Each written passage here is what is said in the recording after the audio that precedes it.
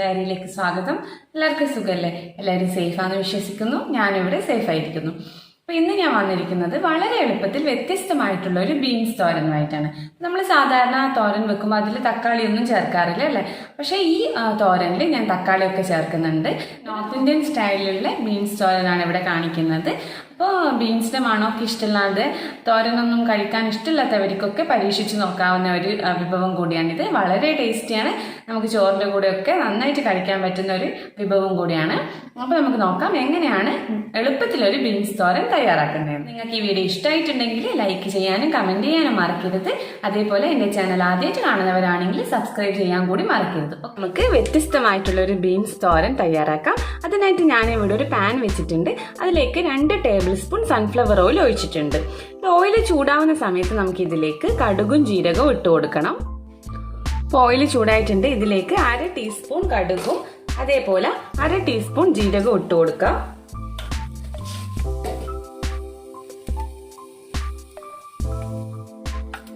ഇപ്പൊ കടുകൊക്കെ നന്നായിട്ട് പൊട്ടിയിട്ടുണ്ട്. ഇനി നമുക്ക് ഇതിലേക്ക് 1 ടീസ്പൂൺ ഇഞ്ചിയും അതേപോലെ തന്നെ 1 ടീസ്പൂൺ വെളുത്തുള്ളിയും ചേർത്ത് കൊടുക്കാം. 1 ടീസ്പൂൺ എന്ന് പറയുമ്പോൾ ഒരു കഷ്ണം ഇഞ്ചിയും അതേപോലെ ഒരു 4 അല്ലി വെളുത്തുള്ളിയും ചെറുതായി മുറിച്ചതാണ്. ഇത് നന്നായിട്ടൊന്ന് വഴറ്റി കൊടുക്കുക.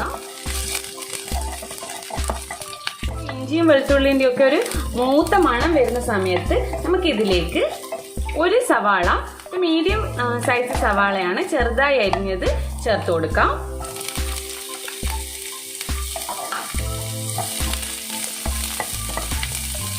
ഈ സമയത്ത് നമുക്ക് അല്പം ഉപ്പ് കൂടി ഇതിലേക്ക് ചേർത്ത് കൊടുക്കാം.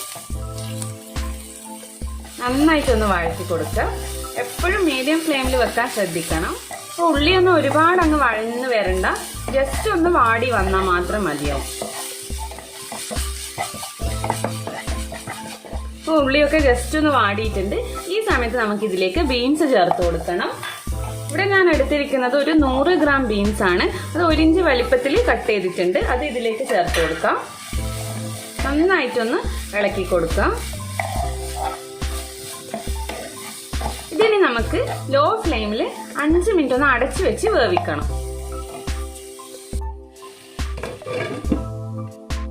5 മിനിറ്റ് ആയിട്ടുണ്ട്. ഇത് നന്നായിട്ടൊന്ന് മൂടി തുറന്നിട്ട് ഇളക്കി കൊടുക്കുക. ഇനി നമുക്ക് ഇതിലേക്ക് മസാലപ്പൊടികൾ ചേർത്ത് കൊടുക്കണം. 1/4 ടീസ്പൂൺ മഞ്ഞൾപ്പൊടി, അതേപോലെ തന്നെ 1/2 ടീസ്പൂൺ മുളക് പൊടി ചേർത്ത് കൊടുക്കാം. നന്നായിട്ടൊന്ന് മിക്സ് ചെയ്യാം.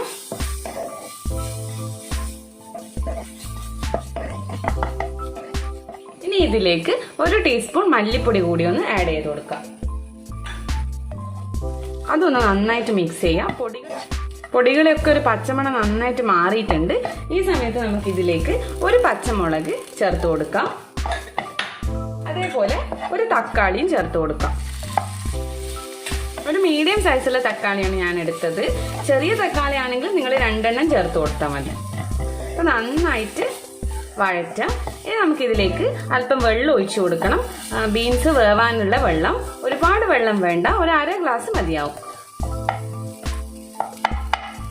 തക്കാളിയൊക്കെ നന്നായിട്ട് മാഷ് ആയിട്ട് ശേഷം മാത്രമേ നമ്മൾ വെള്ളം ഒഴിക്കാൻ പാടുള്ളൂ.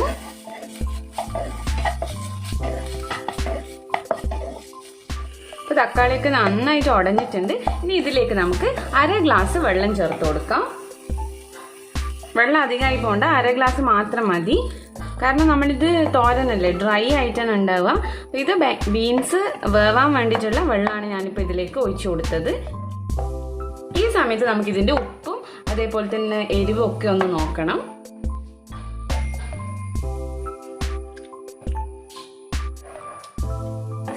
കറക്റ്റാണ്. അപ്പം ഇനി നമുക്കിത് അടച്ചു വെച്ചിട്ട് ലോ ഫ്ലെയിമിൽ ഒരു 5 മുതൽ ഒരു 8 മിനിറ്റ് വരെ ഒന്ന് തിളപ്പിക്കണം. അപ്പം നമുക്കൊരു 5 മിനിറ്റ് കഴിയുമ്പോൾ നോക്കാം ബീൻസ് വെന്തോ എന്നുള്ളത്. അപ്പം ആദ്യം നമുക്ക് ലോ ഫ്ലെയിമിൽ 5 മിനിറ്റ് ഒന്ന് തിളപ്പിക്കാം. 5 മിനിറ്റ് ആയിട്ടുണ്ട്. നമുക്ക് നോക്കാം ബീൻസ് വെന്തോന്ന്. വെള്ളമൊക്കെ വറ്റിയിട്ടുണ്ട്. ഒന്ന് എടുത്തിട്ട് കഴിച്ച് നോക്കാം. അപ്പം മനസ്സിലാവും നമുക്ക് വെന്തോ ഇല്ലയോ. ഓക്കെ, വെന്തിട്ടുണ്ട്. ഇനി നമുക്ക് കുറച്ച് വെള്ളം ഉണ്ടെങ്കിൽ അത് തുറന്ന് വെച്ചിട്ട് ആ വെള്ളം ഒന്ന് വറ്റിച്ചെടുക്കണം. ഈ സമയത്ത് ഇത് ഓപ്ഷണലാണ്, നിങ്ങൾക്ക് താല്പര്യമുണ്ടെങ്കിൽ മാത്രം ഒരു നുള്ള് പഞ്ചസാര ഇതിലേക്ക് ചേർത്ത് കൊടുക്കാം.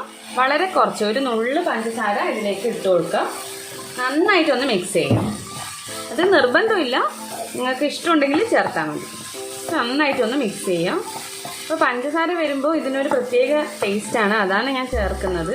പല ആൾക്കാർക്കും ബീൻസൊക്കെ തോരൻ വെക്കുമ്പോൾ അതിൻ്റെ മണം ഇഷ്ടമില്ലാണ്ട് കഴിക്കാതിരിക്കും. പക്ഷെ ഇങ്ങനെ നമ്മൾ ചെയ്യുമ്പോൾ ബീൻസിൻ്റെ ആ ഒരു ഇഷ്ടമില്ലാത്ത സ്മെല്ല് ഒരിക്കലും ഉണ്ടാവില്ല. നമ്മൾ ജീരകമൊക്കെ മൂപ്പിക്കുന്നത് കൊണ്ട് അതിൻ്റെയൊക്കെ മണമായിരിക്കും ഉണ്ടാവുക. കണ്ടോ, വെള്ളമൊക്കെ നന്നായിട്ട് പോയിട്ടുണ്ട്. ഇനി നമുക്കിത് ഗ്യാസ് ഓഫ് ചെയ്തിട്ടൊരു സെർവിങ് പ്ലേറ്റിലേക്ക് ഞാൻ മാറ്റട്ടെ, എന്നിട്ട് കാണിച്ചു തരാം. നമ്മളെ ബീൻസ് തോരൻ ഞാനിവിടെ ഒരു സെർവിങ് പ്ലേറ്റിലാക്കിയിട്ടുണ്ട്. വളരെ എളുപ്പത്തിൽ അതേസമയം വളരെ ടേസ്റ്റി ആയിട്ടുള്ള ഒരു ഡിഷാണ്. എല്ലാവർക്കും ഇഷ്ടമാകും. നിങ്ങളൊക്കെ വീട്ടിൽ ട്രൈ ചെയ്യുക. എന്നിട്ട് അതിൻ്റെ കമൻസും ഫീഡ്ബാക്കും ഒക്കെ എന്നെ അറിയിക്കുക. എൻ്റെ ചാനൽ ആദ്യമായിട്ട് കാണുന്നവരാണെങ്കിൽ സബ്സ്ക്രൈബ് ചെയ്യാൻ കൂടി മറക്കരുത്. അപ്പോൾ പുതിയ വീഡിയോ ആയിട്ട് വീണ്ടും കാണാം. അതുവരേക്കും ബൈ ബൈ. Thank you.